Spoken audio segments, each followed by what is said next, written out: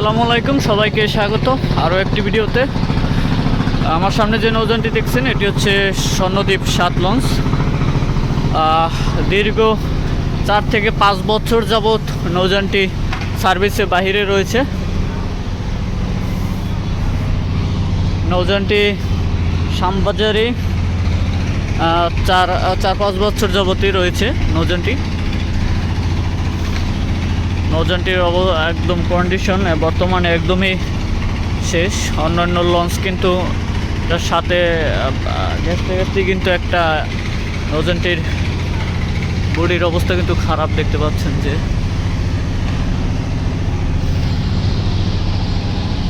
নৌযানটির। আর এটি হচ্ছে প্রথম তলার ফ্রন্ট ডেক।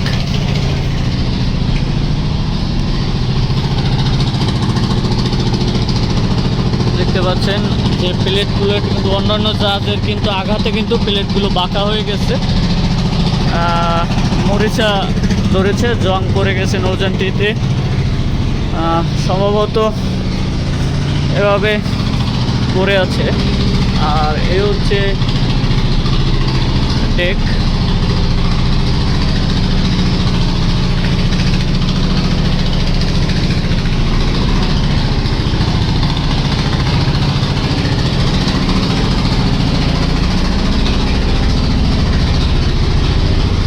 ইঞ্জিন তারপর চেয়ার যেগুলো রয়েছে এগুলো কিন্তু খুলে ফেলা হয়েছে, খুলে কিন্তু ঢেকে রাখা হয়েছে।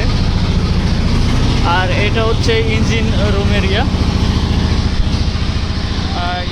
দুটি ইঞ্জিন রয়েছে এটিতে।